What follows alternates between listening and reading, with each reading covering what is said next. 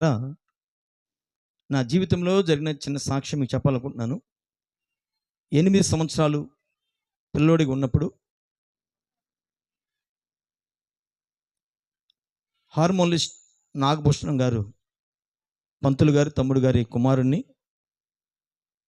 మా పెద్దనాన్న గారు ఫస్ట్ నుంచి కూడా దైవత్వంలో మమ్మల్ని పెంచడం ప్రారంభించారు. నేను మా పెదనాన్నలాగా ఉంటానని నాకు కొంచెం భక్తి నేర్పించి, హార్మోనియం నేర్పించి, నాటకాలకి పంతులు గారుగా చేయాలని మా పెదనాన్న గారు ప్రయత్నం చేశాడు. ఈ ప్రయత్నంలో భాగంగా నాగవరం గ్రామము మాది. ఆ నాగవరం గ్రామంలో త్రిమూర్తుల దేవాలయం అనేది ఉండేది. ఈ త్రిమూర్తుల దేవాలయంలో బ్రహ్మ, విష్ణు, మహేశ్వరులు వీరు ముగ్గురు ఆ గుడిలో కొలువై ఉన్నారు.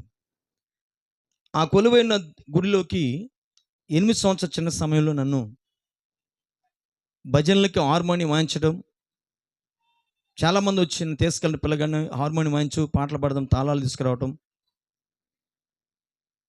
భజన చెక్కలు తీసుకురావడం ఇలా చేస్తూ ఉన్న సమయంలో మా గ్రామానికి ఒకటే ఒక గుడి, అదే త్రిమూర్తుల దేవాలయం. ఆ గుడి ఒకటే గొప్పది, పెద్దది. ఇంకే గుళ్ళు కూడా లేవు పెద్దగా. 1-2 పాడుబడ్డ గుళ్ళు ఉన్నాయి. ఈ త్రిమూర్తుల దేవాలయం మాత్రం పాడుపడలేదు. వాస్తవానికి అయ్యగారు అనగా బ్రాహ్మడు మా గ్రామానికి రావడం కష్టం. అందుకే భజన చేసే బృందం అంతా ఏం చేశారంటే, ఈ పిల్లోడు బాగున్నాడని ఆల్రెడీ సంగీతం వాయించినప్పుడు మా పెద్దనాన్న గారు నాకు జంజి వేసి పిల్లకి పెంచాడు. నాకు ఒక పిల్లకు ఉంచాడు, జంజి వేశాడు. ఎవరో ఎందుకు ఈ అబ్బాయిని గర్భాలయంలోకి పంపించేసి ఈ అబ్బాయి ద్వారా మనం ఆశీర్వాదం పొందితే బాగుంటుందని వాళ్ళ పెద్దలందరూ గ్రహించి నన్ను గర్భాలయంలోకి తీసుకెళ్ళడం ప్రారంభించారు. అప్పటి నుంచి దీపారాధన చేయడం, వచ్చిన భక్తులకి ఆ భజన అయిపోయిన తర్వాత హారతి ఇవ్వడం, ఇవన్నీ జరుగుతూ ఉంది. అలాగే కాలక్రమంగా నేను కూడా బ్రహ్మంగారి నాటకంలో మొట్టమొదటిగా నేను ఏకాంబరియోకి రంగు వేసుకోవడం, మేకప్ చేసుకోవడం, స్టేజ్ ఎక్కడం, ఇలా తర్వాత 2వ సిద్ధుడు, 3వ సిద్ధుడు, 4వ సిద్ధుడు, సమాధి సిద్ధుడని హరిశ్చంద్ర నాటకం గురించి కొన్ని ప్రాక్టీస్ అవ్వటం హార్మోనియం మీద. ఈ విధంగా జీవితాన్ని గడుపుతూ ఉన్నాం. పుట్టుక క్రైస్తవులైతే కాదు, మతము అనేది నా జీవితంలో వింటే సహించలేను. కాబట్టి ఈరోజు కాలజ్ఞాన రహస్యాలు మీకు తెలియపరుస్తాను అని చెప్పాను కనుక మొదటిగా ఎక్కడున్నా దయచేసి ఈరోజు సందేశాన్ని మీరు వినాల్సిన ప్రోపర్ తెలియపరుస్తూ ఉన్నా. ఫస్ట్ నేను ఈ ఏకాంబరియోకి నేను డ్రెస్ వేసి మేకప్ చేసి నన్ను స్టేజ్ మీద పంపించినప్పుడు నేను పాడిన పాట ఒకటి మీ మధ్య పాడాలనుకుంటున్నాను. దయచేసి చాలామంది పాడతారు ఈ పాటలు, మీరు కూడా. ఈ రాత్రి దాంతోనే ప్రారంభించి దేవుడు ఏమై ఉన్నాడు అనే విషయాన్ని కూడా మీకు వాతావరణం అనుకూలపరిస్తే ఈ విషయం కూడా చెప్పాలని ఆశపడుతూ ఉన్నా. జన్మా సాధన దేయుమో జీవా, జన్మా సాధన చేయుమో జీవా, నీ కర్మను సవరించుకో జీవా, జన్మా సాధన చేయుమో జీవా, దారిలే నీ ఊరిలోన దాగి అనుభవింపక తప్పదో జీవా, నీవనుభవింపక తప్పదో జీవా, నీవనుభవింపక తప్పదో జీవా, నీవనుభవింపక తప్పదో జీవా. ఎందుకొచ్చెను అహంభావము అంతులేని మతద్వేషము, ఎందుకొచ్చెను అహంభావము అంతులేని మతద్వేషము, ముందు బ్రతుకును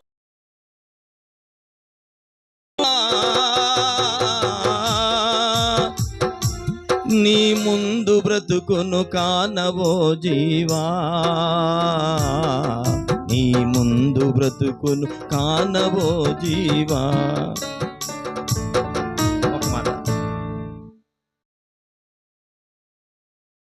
లేచిపోయిన ఒక సంతోషం మీరు వినండి, ఓకేనా? ఆమేన్, హల్లెలూయా. నేను మరలా ఇంకొక పాట పాడతాను. నేను సిద్ధుడికి వేసినప్పుడు, మొదటి సిద్ధుడికి వేసినప్పుడు బాలసిద్ధుడు అంటారు నన్ను. అప్పుడు 10 సంవత్సరాలు 11 సంవత్సరాలు ఉంటుంది కదా, అప్పుడు చాలా బాగుండేవాడిని. ఇప్పుడు బాగానే ఉన్నానులేండి. చెంచలం బగు జగతి లోపల శాశ్వతం ఒకటేదిరా, చెంచలం బగు జగతి లోపల శాశ్వతం ఒకటేదిరా, నీది నాది అనసు చెంచలం బగు జగతి లోపల శాశ్వతం ఒకటేదిరా, మాయ సంసారంబురా ఇది మనసు నిలకడలేదురా, మాయ నిలకడలేదురా, నీది నాది అనుచు నరుడా వాదులాడా బోకురా, చంచలం బగు జగతి లోపల శాశ్వతం ఒకటేదిరా, బంకమట్టి ఇల్లురా, బంకమట్టి ఇల్లురా ఇది అగ్గి బుగ్గై పోవురా, నీది నాదని అనసు నరుడా వాదులాడా బోకురా, తత్వ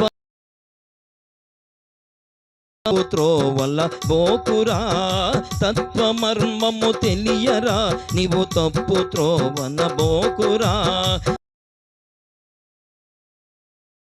అంతటా వెలుగొందురా ఆత్మ యొక్కటి చావు లేక, అంతటా వెలుగొందురా చంచలం ఒకటేదిరా. పిల్లరా, నేను మరలా రెండో సిద్ధుడికి ఉన్నప్పుడు ఇంకో పాట పాడా. ఓ మాయ మనసాని మనసు వీర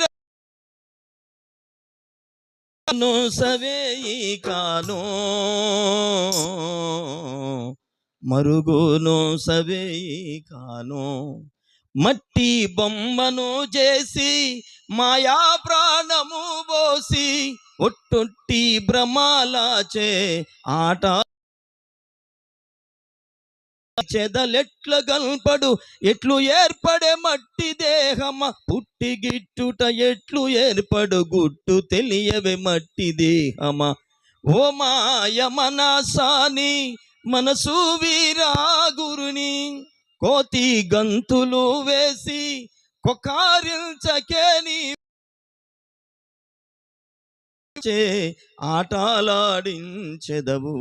ప్రియమైన సోదరులారా, ఇలా వెళ్ళి పాడుకుంటూ వెళ్తే దాదాపుగా నేను నాటకం అంతా పాడగలను. నేను ఎప్పుడైతే దాదాపు నాకు 44 సంవత్సరాలు 45 సంవత్సరాలు వస్తున్నాయి. నేను నేర్చుకుంది అప్పుడు ఆ టైంలో. ఇప్పుడు దాకా గుర్తున్నాయి అంటే వాటిలో ఉన్న భావాన్ని నేను మా భావాన్ని పాడ జన్మ సాధన చేయమంటున్నాడు గురుడు. స్వామి ఏం చెప్తున్నాడు? జన్మని సాధన చేయమన్నాడు. ఎంతమంది సాధన చేస్తున్నాడు? దేవుడిచ్చిన జన్మని సార్థకత చేస్తున్నామా? నిష్ఠాసారం జీవిస్తున్నామా? ఎందుకు వచ్చిన మత ద్వేషాలు, అంతులేని మత ద్వేషాలు ఎందుకు? ద్వేషం లేదు. ఈ ద్వేషమును కలిగి గురుని స్మరిస్తే నువ్వు స్మరించే స్మరణ ధ్యానము పరమాత్మకు వెళుతుందా? పరమాత్మ వెళుతుందా? నమ్మి వచ్చి తీనయ్యా నా పాలి పిలువారా గురుని, నమ్మి వచ్చి తినయ్యా. దేవుణ్ణి వెతకాలి. మీరు మనకు అనేకులు భక్తి నేర్పారు. మన మూల గ్రంథాలు లేక కాలజ్ఞానం అడుగుతున్న గ్రంథాలు ఇవన్నీ అంటే వెతకాలి. వెతకకుండా నీకు పరమాత్ముడు సంధికి వెళ్ళలేవు. వెతుకుట అంటే అర్థం ఏంటంటే దేవుని కొద్ది సమయం ఇవ్వటం. నీకు ఇష్టమైన వచ్చినప్పుడు నువ్వేదో ఆర్భాటంగా వచ్చేసి ఏదో చేసి వెళ్ళిపోతే అది చంచలమగు ఈ జగతి అంటే మాట మీద నిలకలేని ఈ లోకములో చెంచలంబగు యొక్క జగతి లోపల శాశ్వత ఒకడు కూడా లేదు. బైబిల్ ఏం చెప్తుంది? ఇది శాశ్వతము కాదు. బైబిల్ వేరే గ్రంథం కాదు, మత గ్రంథము కాదు. నువ్వు పాడే ప్రతి పాట మరి ఎందుకని గ్రంథాలు విభజించబడ్డాయి అంటే ఏదో ఒక విధంగా పరమాత్మను సన్నిధికి చేర్చాలని అనేకులు ప్రయాసపడ్డారండి. అనేకులు కొందరు నాటక రూపాల్లో, కొన్ని డ్రామాల రూపాల్లో, కొందరు వ్యక్తుల రూపాల్లో, రకరకాల రూపాల్లో చేస్తాడు. కానీ ఈ మానవుడు మాత్రము చంచలమైన ఈ లోకంలో శాశ్వతం అనుకుంటూ శాశ్వతమైన దాన్ని ఒకటి విడిచిపెడుతున్నాం. కోతి గంతులు వేసి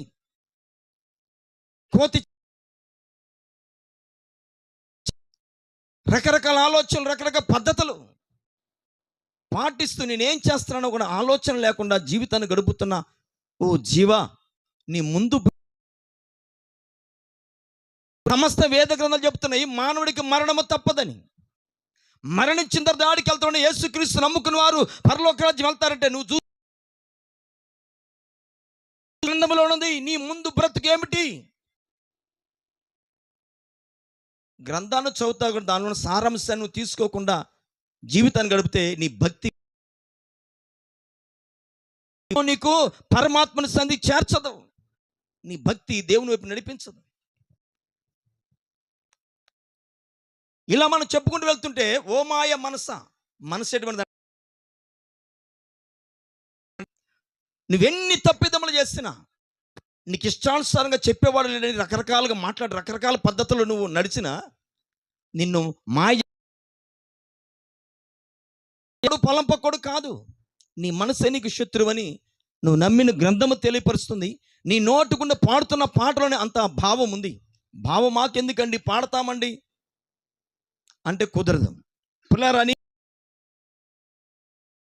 అంశము నీ కనుగొన్నప్పుడు పరమాత్ముడు ఉన్నాడు. కానీ పరమాత్మను సన్ని చేర్చడానికి ఈ గ్రంథాలన్నీ ఏకమై ప్రజల రూపంలో ప్రజల మధ్యకి అనేక రూపాలు ఎత్తేసి వెళుతున్నాయి. కానీ ప్రజలు గ్రహించవలేరు. రకరకాలు చేస్తాం కానీ అందులో ఉన్న మీనింగ్ లేక భావము, అందులో అర్థము ఎవడు కూడా తీసుకునే పరిస్థితిలో లేరు. టైం లేదు కదా. కానీ మరణము తప్పదు. ఎప్పుడు వస్తుంది తెలీదు. అందుకే జన్మ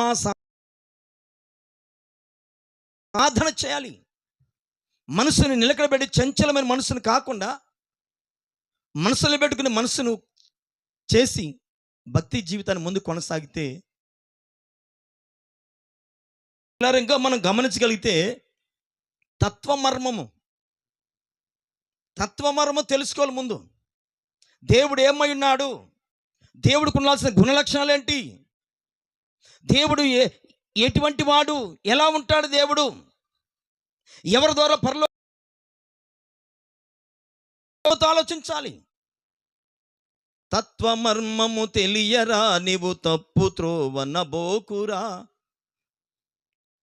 తత్వమర్మము తెలియరా నీవు తప్పు త్రోవనబోకురా. బంకమట్టి ఇల్లురా ఇది అగ్గి బుగ్గైపోవురా. శాశ్వతం కాదు. నిన్నెవర్లు పరలోక రాజ్యం చేస్తారని అన్ని గ్రంథాల కన్నా మిన్నైన కింద పరిశుద్ధ గ్రంథం మనం ధ్యానం చేస్తే ఒక పుణ్య పురుషుడు, కామ క్రోధ మోహ లోభ మదమాశ్చర్యములు లేనివాడు వారు అంటున్నారు, నేనే మార్గము, నేనే సత్యము, నేనే జీవము, నా ద్వారా మాత్రమే తండ్రి యొద్దకి అంటే వైకుంఠపురానికి మీరు వెళతారు. స్వర్గానికి తీసుకెళ్లేవాడు, మీరు అనుకున్న వైకుంఠపురానికి తీసుకెళ్లేవాడు ప్రభుని యేసుక్రీస్తు వారిని వెంబడిస్తేనే ఆ రాజ్యానికి వెళ్తారని ఆ ప్రశ్నలకి పాడిన ప్రతి ప్రశ్నకి జవాబిస్తుంది బైబిల్ గ్రంథం. ఆమేన్ హల్లెలూయా, ఆమేన్ హల్లెలూయా. ఎన్నో ఏళ్ళు గతించిపోయినవి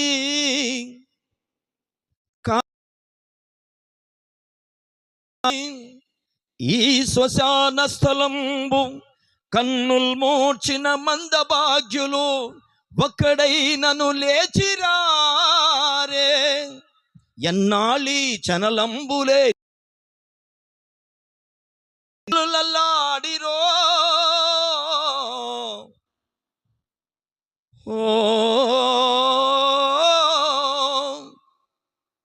కన్నీటంబడి సాగిపోయినది నిక్కంబూని.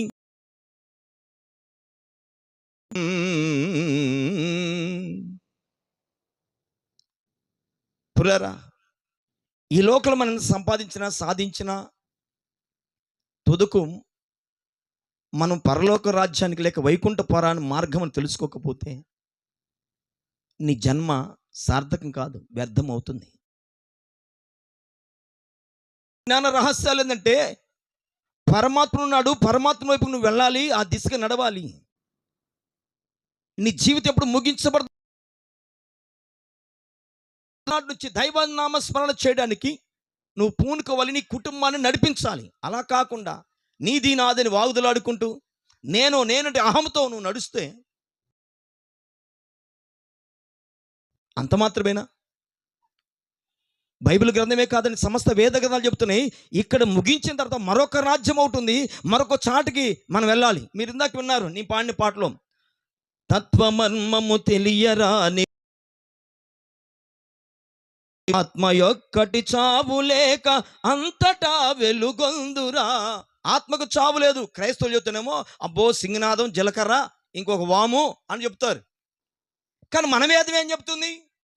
మనం చదివిస్తున్న పారాయణాలు ఏం చేస్తున్నాయి, ఉపనిషత్తులు ఏం చెప్తున్నాయి అంటే తత్వమర్మ ఎరుగు, తత్వజ్ఞానం నేర్చుకో. శరీరము శిథిలమైపోతుంది. బైబిల్ గ్రంథంలో ఒక మాట, కొరింథీయులకు రాసిన పత్రిక 5వ అధ్యాయం ఉంది, శిథిలమైపోయే గుడారం మీద మీరు ఆధారపడమాకండి, దీన్ని మీరు అనుసరించమాకండి, ఇది ఒకరోజు నేను విడిచి వెళ్ళిపోతుంది.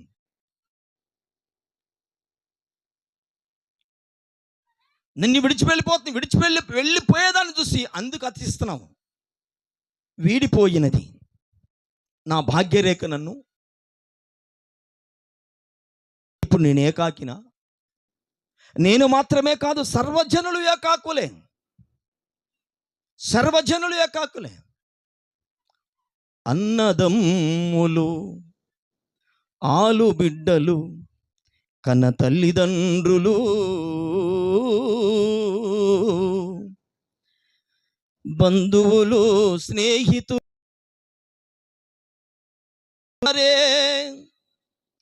వెంట వచ్చునది అదే యశస్సు, అదే సత్యం.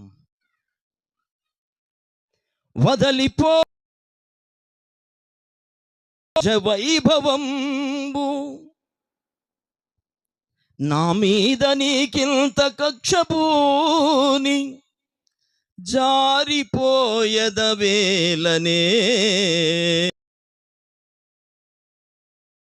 లేదా. ప్రియ సోదరులారా, మీరున్నారు హరిశ్చంద్రుడి పద్యాలు మీరు విన్నారు, మీకు తెలుసు బాగా. చక్కగా పాడగలివారు, చక్కగా అర్థం చేసుకునేవారు, ప్రతిరోజు దైవనామ స్మరణ చేసేవారు లేరని అంటలేదు. కానీ వాటిలో ఉన్న భావాన్ని గమనిస్తే హరిశ్చంద్రుడు చక్రవర్తి, పంచి కూడా తన్ని విడిచి వెళ్ళిపోయింది ఒకరోజు. నా మీద నీకింత కక్షపూని, జారిపోయెదవేలనే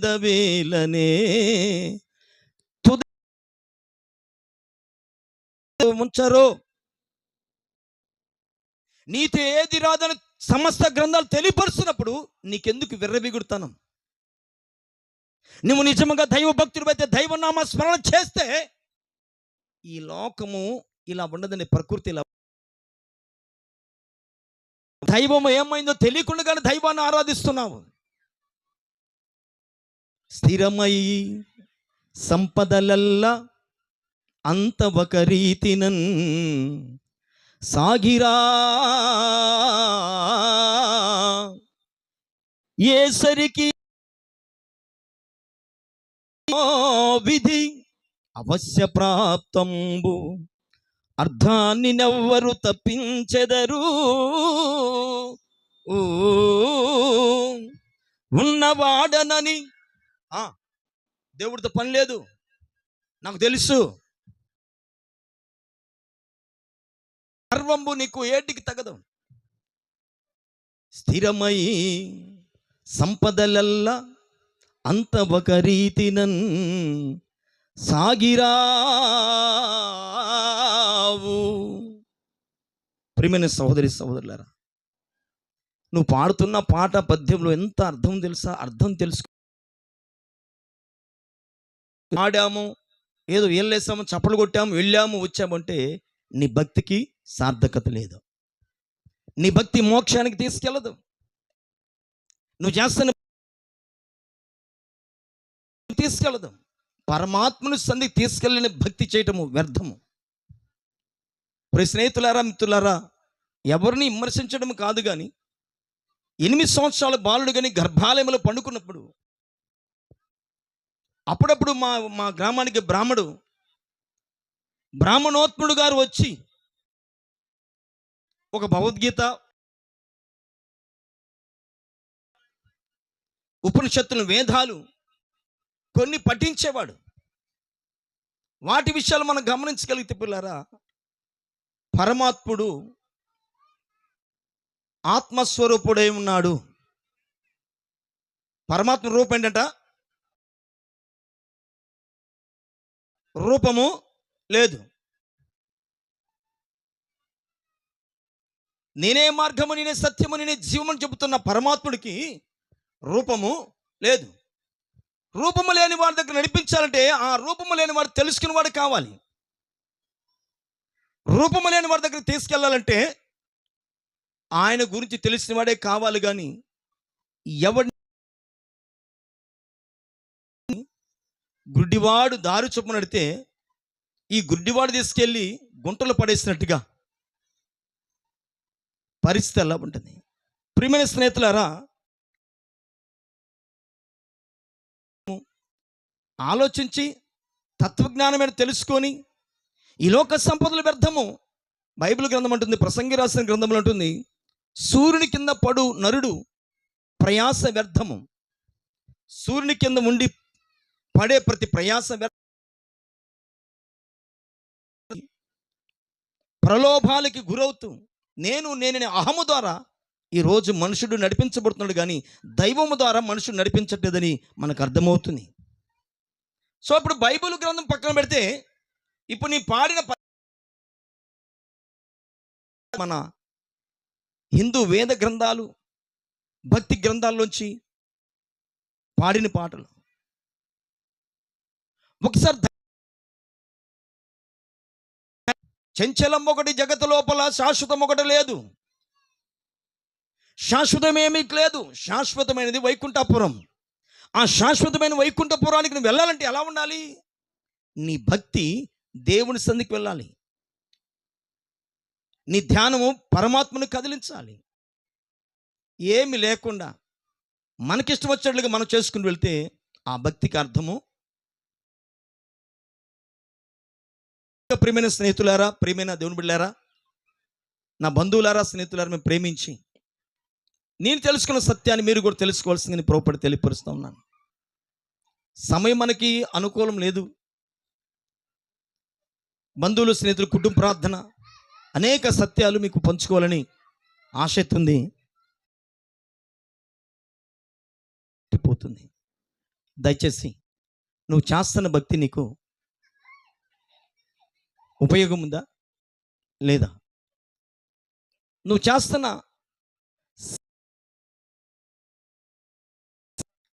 స్తోత్ర గీతము నీకు ఉపయోగపడుతున్నా పడలేదా?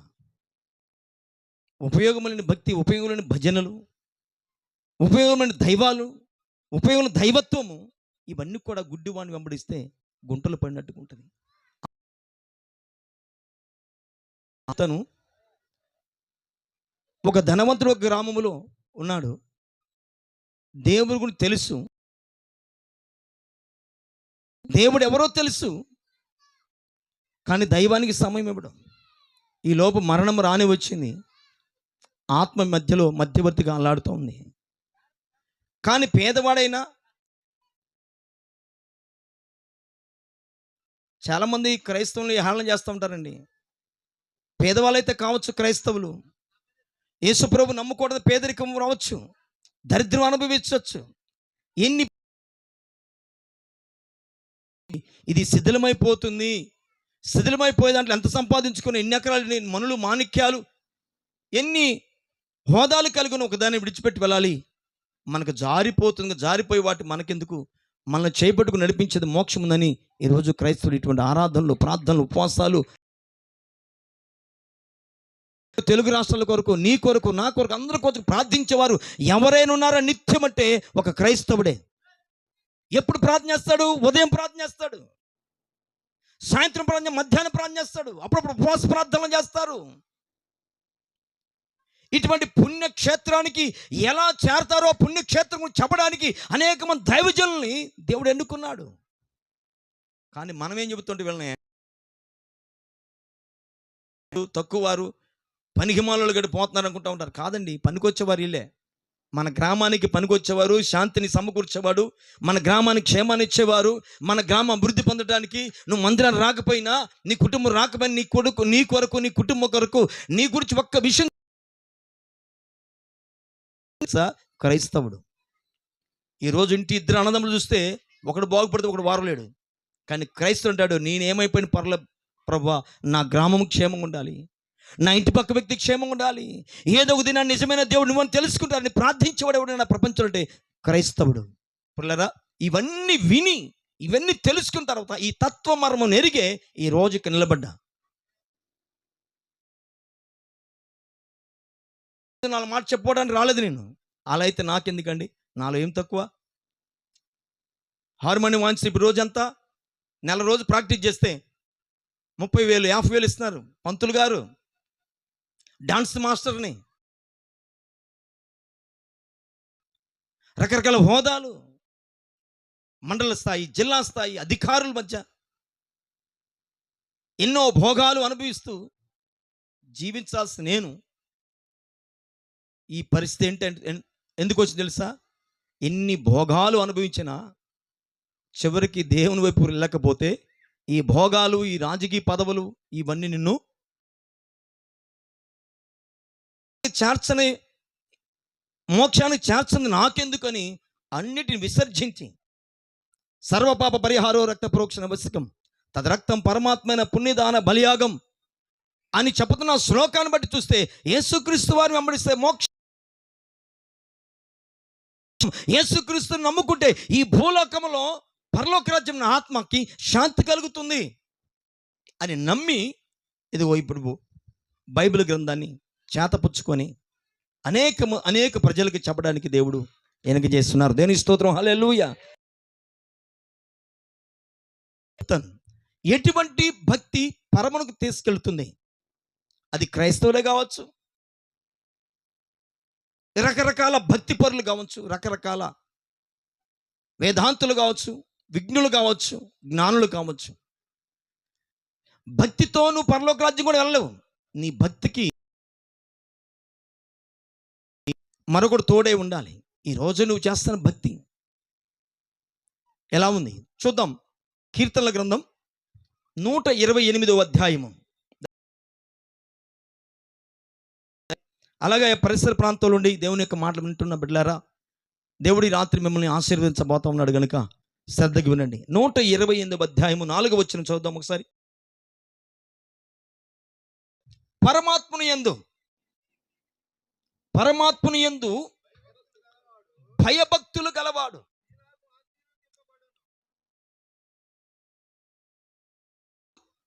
ఆశీర్వదించబడతాడు. నేను మరల చెప్తున్నాను, 128వ కీర్తన భాగంలోంచి ఒక భక్త మహాశయుడు పరమాత్మని ధ్యానించి ప్రార్థించి దేవుని దగ్గర అనేక ఆశీర్వాదాలు పొందుకునేవాడు. నాలాగా సమస్త మానవాళి ఆశీర్వదించబడాలి, ఈ మానవ జీవితం ముగింపు తర్వాత మోక్షానికి రావాలని ఒక పుణ్య పురుషుడు పరిశుద్ధాత్మ ప్రేరేపణ కలిగి ఒక మహానుభావుడు రాసిన మాటలో ఉన్న సత్యం ఏంటంటే, పరమాత్ముని యందు భయభక్తి కలిగే నువ్వుగా నడుచుకున్నట్లయితే, హల్లెలూయా చెప్పని, హల్లెలూయా హల్లెలూయా. ఏం భక్తి చేయాలంట మనము? భక్తి చేస్తున్నాం. భక్తి ప్రాముఖ్యం కాదు, నీ భక్తికి భయం ఉండాలి. నేను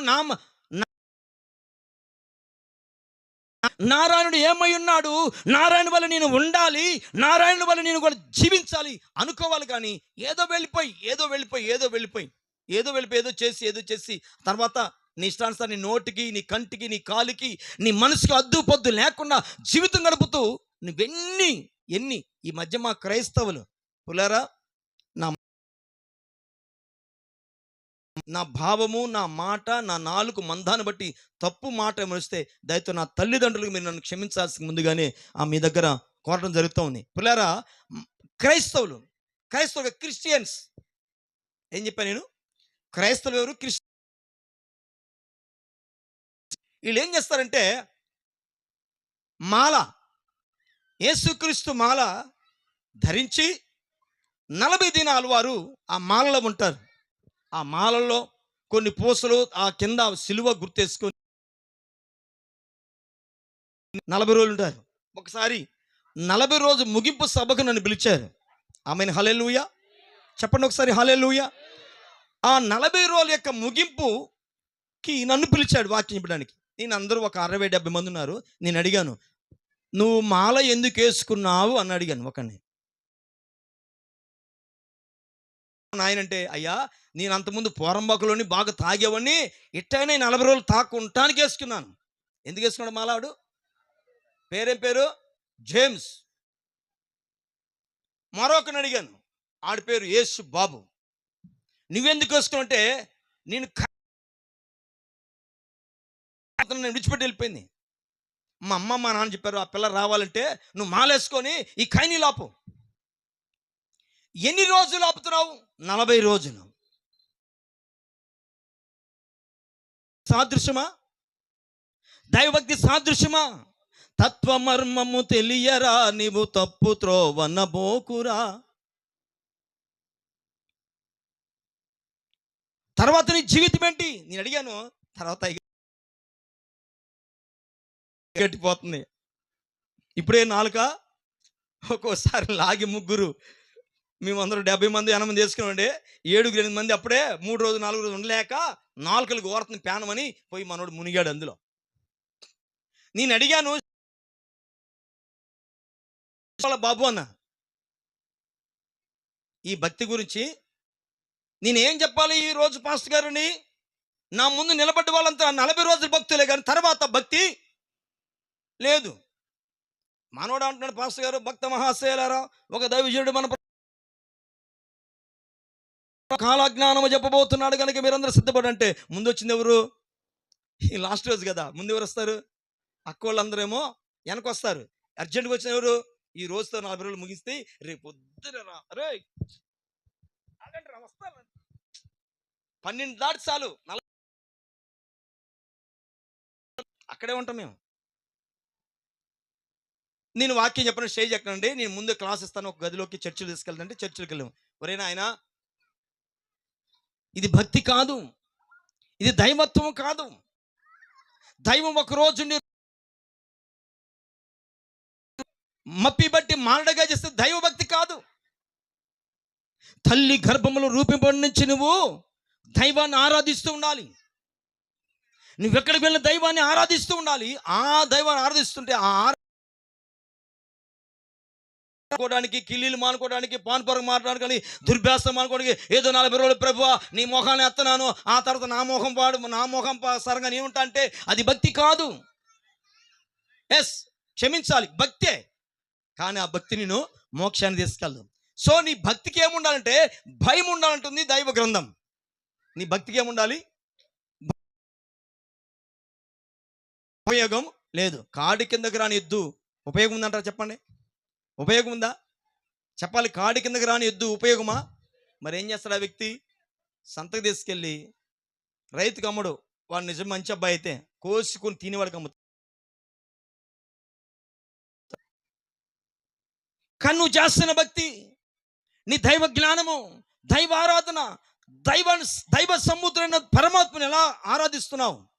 30 రోజు 40 రోజులు కాదు నాయన, మీకు వందనాలు, అన్నం వండారా, ఉంటే నాకు పెట్టండి, నేను మరలా స్టేజ్ వెనక నుంచి నా కారు వేసుకుని ఇంటికి వెళ్ళిపోతా. నేను మరలా మీకు ప్రార్థన చేసి మీకు వాక్యాలు చెప్పేసి అబ్బా బలా మంచి భక్తి చేస్తారు, 40 రోజులు చర్చిలో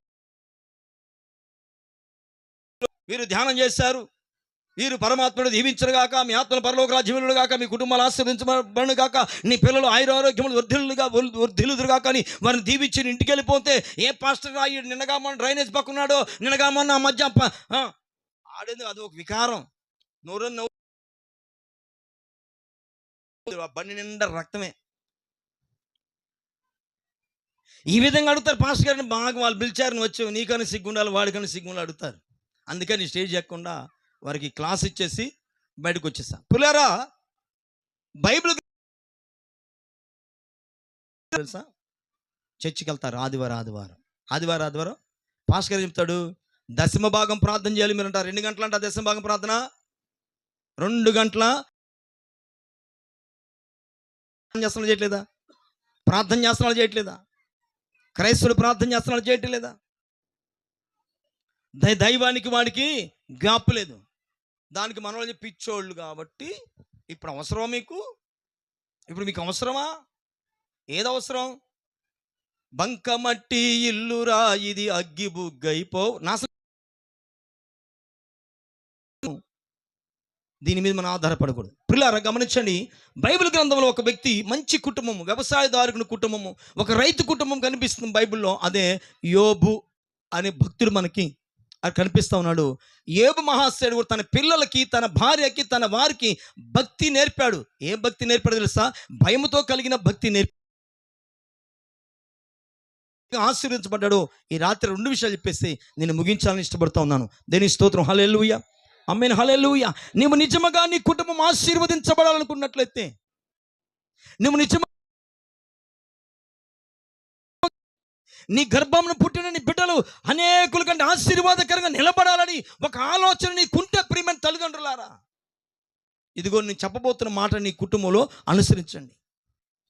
ఇది లేదు అది లేదని చెప్పుకునే మాట నీ నోట రాదు. ఎప్పుడు భయముతో కూడిన భక్తి చేస్తే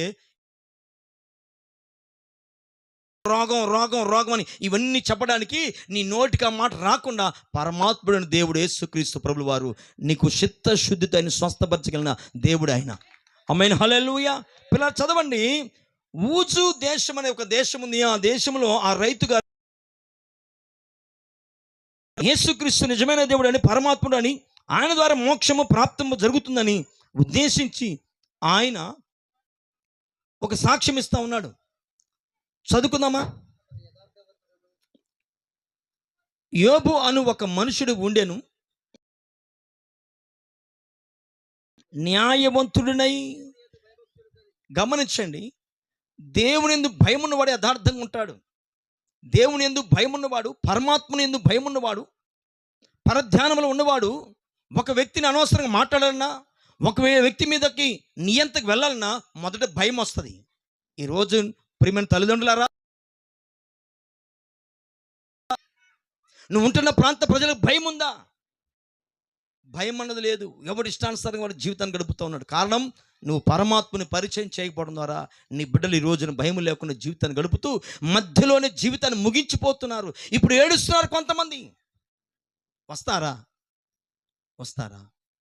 తల్లిదండ్రులుగా మీరు ఉండాల్సి మీరేం చేయాలి? సామెతల గ్రంథం ఒక మాట ఉంటుంది, వాళ్ళ త్రోవను నేర్పాలి తల్లిదండ్రులు. అప్పుడు నేర్పరు. పెద్దవాడై వరిష్టానుసారం పాన్ పరాకులు సారాలాగి బైకును అలా ఇలా నడిపి దాని గుద్ది దీన్ని కొట్టేసి దాన్ని కొట్టి నువ్వు ఏడవకుండా అంటే ఇక్కడైనా సరే నీ కుటుంబానికి భక్తిని పరిచయం చేయి. గమనించండి, అతడు దేవుని యందు భయభక్తులు కలిగి ఏంటంటే భయం కలిగి ఏం చేస్తాడంట? చెడుతనాన్ని విసర్జిస్తాడు. మరొకటి యథార్థంగా ఉంటాడు. మరొకటి చెడుతనం విసర్జించిన వాడు. ఈ 3 లక్షణాలు ఎవరికి ఉంటాయో తెలుసా? ఒకటేమో చెడుతనం విసర్జించాలి, న్యాయంగా ఉండాలి, యథార్థంగా ఉండాలి. ఈ 3 ఎవడు చేస్తాడంటే ఉన్నాడు. నేను దైవనామస్మరణ చేస్తున్నాను, నేను దైవాన్ని ఆరాధిస్తున్నాను, భయం లేని మాటలు నాకు రాకూడదు, భయం లేని ప్రవర్తన చేయకూడదు, నేను నారాయణుని ఆరాధిస్తున్నాను అంటేనే ఆ నోట్లోని పోతావు ఒక క్వార్టర్. నారాయణ అంటావు, ఆ నోటితోనే నీ ఇష్టం వచ్చినట్టుగా బూతు తిడతావు. ప్రియమైన బిడ్డలారా, ఆ నారాయణుడు అనే ఆ నోరు ఎలా ఉండాలి? మరల మరల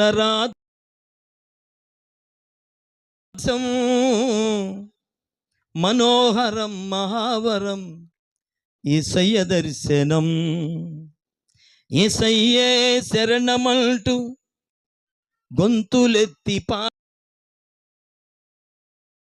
పాడిన గొంతులు పండగా, పాడని గొంతులు దండగా. ఆమేన్. హల్లెలూయా, హల్లెలూయా. పిల్లలు గమనించండి, ఈ 3 విషయాలు విసర్జించిన వ్యక్తికి సంతానం ఎంతమంది తెలుసా? 7 కుమారులంట, 3 కుమార్తెలంట. కుళ్ళుకుంటున్నారు. దేవుని బిడ్డలారా, దేవుని నమ్ముకున్న కుటుంబమా, నిన్ను చూసి కుళ్ళుకున్నారంటే దేవుని ఆశీర్వాదం ఇంట్లో పొంగుతుంది. ఆమేన్. హల్లెలూయా. నూతన పరచబోతు దేవుని యొక్క ఆశీర్వాదము నీ కుటుంబాన్ని. భయపడమాకో, దేవుడు నిన్ను ఆశీర్వదించడం ప్రారంభించాడు అనుకొని నువ్వు మొదలు పెట్టాలి జై గీతం పాడడానికి. ఆమేన్. హల్లెలూయా. ఈ యోబు గారు 10 మంది సంతానముతో ఆశీర్వాదాలు తొలతొగుతున్నాడు.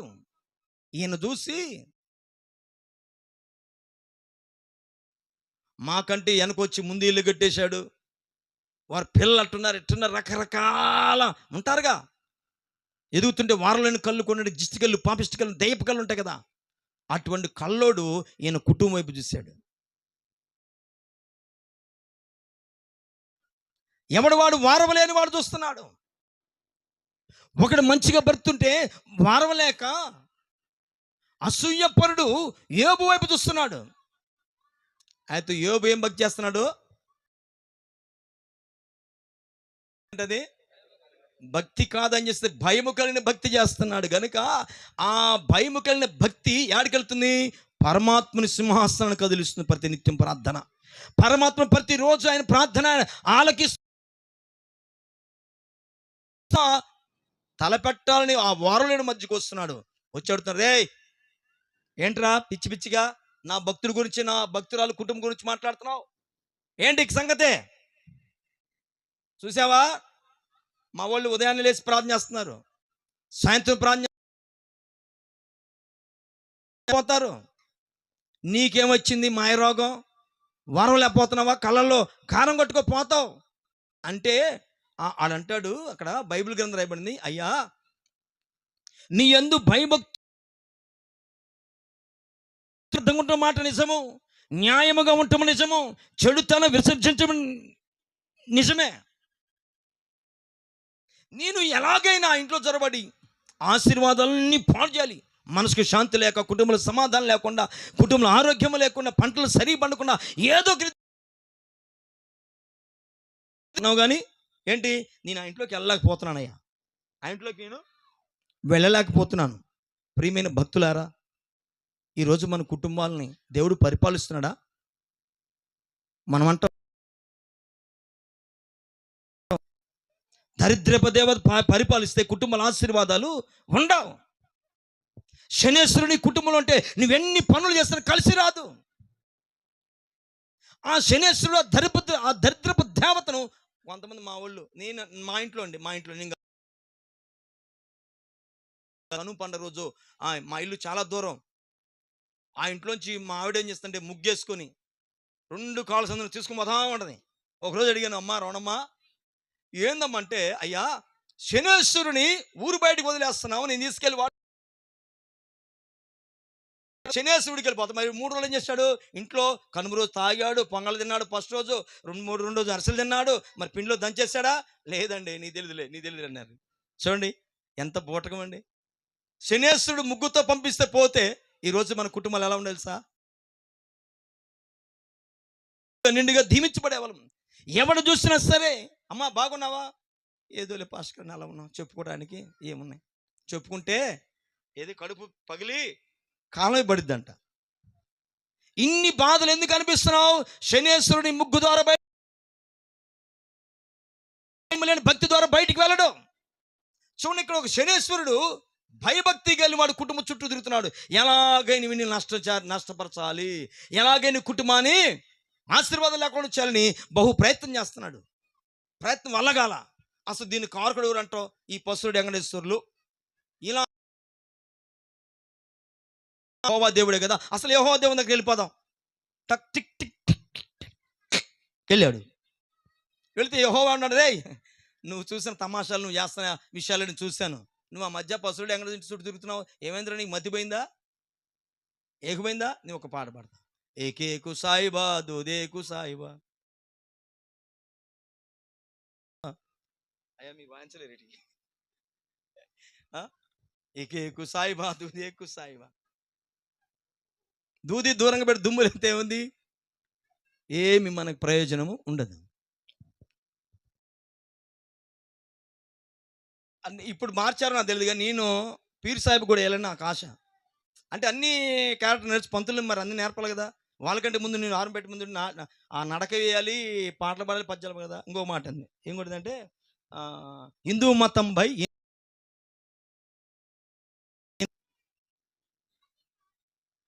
ఈ రకరకాల నేర్చుకొని మనోడు వెళ్ళిపోయాడు అక్కడికి. ఇళ్ళకి దేవుడు అన్నాడు, యెహోవా అరే నువ్వు పశువుడు వెంకటేశ్వరులు ఇంటి చుట్టూ తిరుగుతున్న కారణం ఏంటంటే, ఏం లేదయ్యా ఆ ఇల్లు పచ్చపచ్చగా,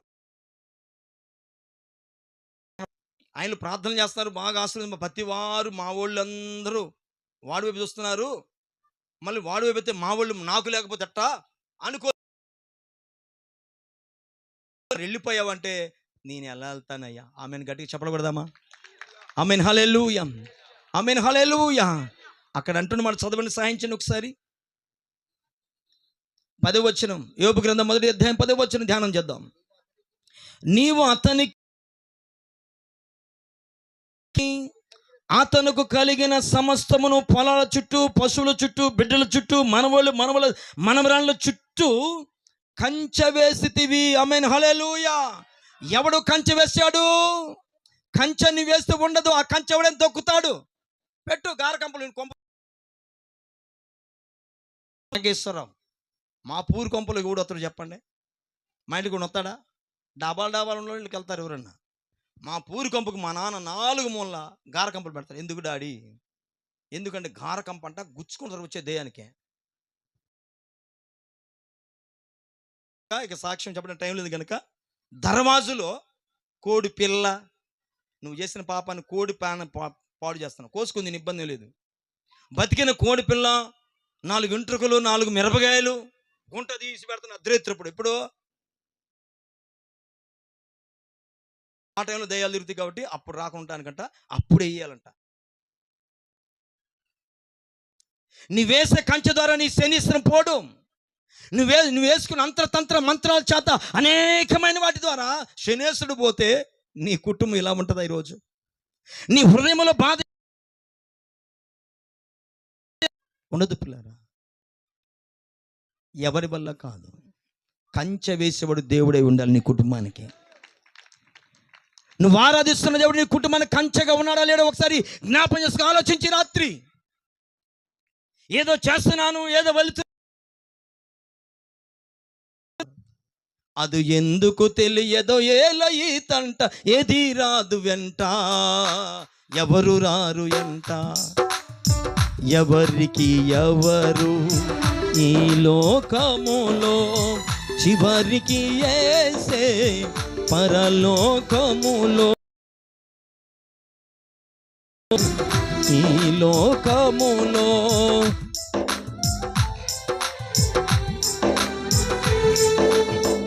ఎవరిని నమ్మినా ఫలితము లేదురా, యేసుని నమ్మితే మోక్షముంది, నమ్మితే మోక్షముందిరా, ఎవరికి ఎవరు ఈ లోకములో. ఆమేన్ హల్లెలూయా. ప్రియ స్నేహితులారా, నేను ప్రేమించి చెప్తున్నాను, అన్ని అనుభవించి తక్కువ వయసులోనే ఏమి లేని చోట ఎత్తుక్కుంటే ఏమీ దొరకదు. ఏమి లేని చోట పోగొట్టుకొని వెతుకుతున్నాడంట. ఆ ఇంటామందంట తన భార్య, "ఏంది నాయన ఎతుకుతున్నావు?" అనంట. "తాళం చెయ్యి" అనంట. "ఎక్కడ పోగొట్టుకున్నావు?" అనంట. అక్కడ పోగొట్టు, మరి అక్కడ పోగొట్టు ఇక్కడ అంటే, అక్కడ వెలుతురు లేదు, ఇక్కడ వెళుతుంది, ఇక్కడ వెతుకుతున్నా అనమాట. అందుకని వెలుతురులో పోగొట్టుకున్న చోట లేకుండా, పోగొట్టుకున్న లేని చోట వెలుతురుందని వెతికితే నీకు దొరుకుతుందా? ఎక్కడ పోగొట్టుకున్నావు నీ జీవితాన్ని? తల్లి గర్భములో రూపింపబడకమని పరమాత్మ, నువ్వు మాత్రం నేను నేను ఆ కులం ఈ కులం, ఆ మతం ఈ మతం, ఆ దేవుడు ఈ దేవుడు అనుకుంటూ దేవుళ్ళ పేరు చెప్పేసి మోసపడుతున్నావు నీవు.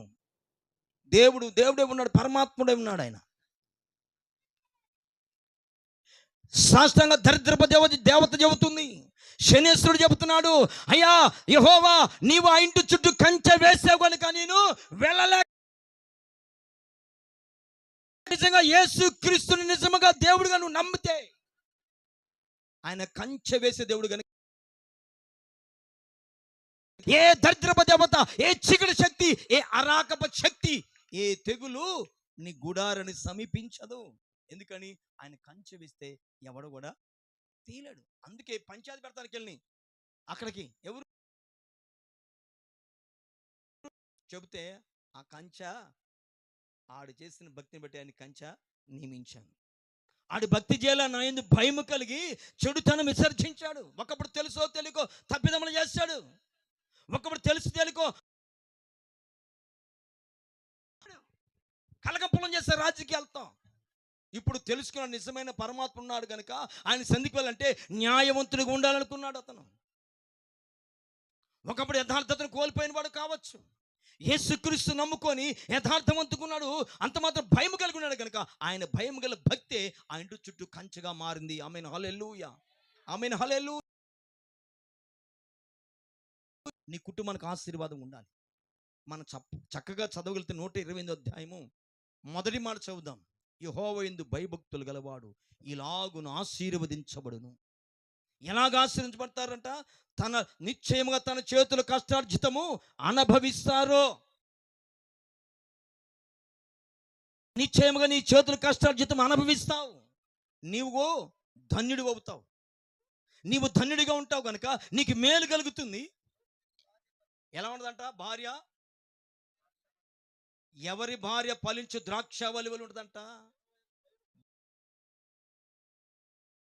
స్త్రీ ఎలా ఉంటుంది? ఏమండి, ఆ మధ్య నేను ఓ స్త్రీ రేపు రాని, ఇది గుర్తుందా మీకు? అప్పుడు నేను గొర్రెలు కాసుకున్న అడవిలో, ఊళ్ళోకి రానిట్లా మా గొర్రెలని, ఓ స్త్రీ రేపురా, ఇక లోనగడి బయటగడి జీవితాన్ని గడుపుతాం. మళ్ళీ ఏమన్నారు? ఇంటికి ఇల్లాలే దీపమా వెలుగా, రెండో ఒకటేలే. ఇంటికి ఇల్లాలే వెలుగు దీపం. ఇప్పుడు ఇల్లాలు అనబడుతున్న వారు దీపాలుగా ఉన్నారా?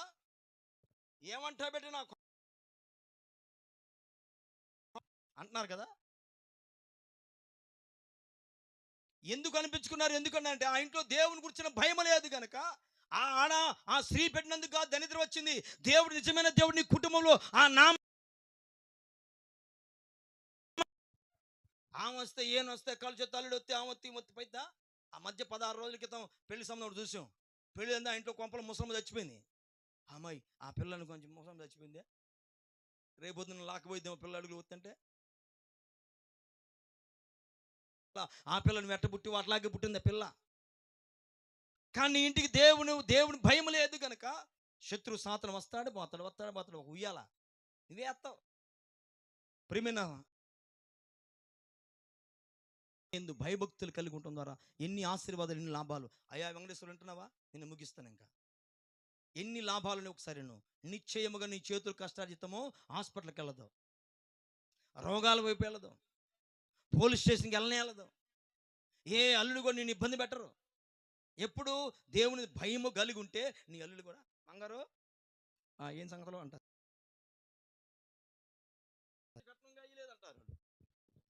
భయం కలిగి ఉండాలి. దేని స్తోత్రం, హల్లెలూయా.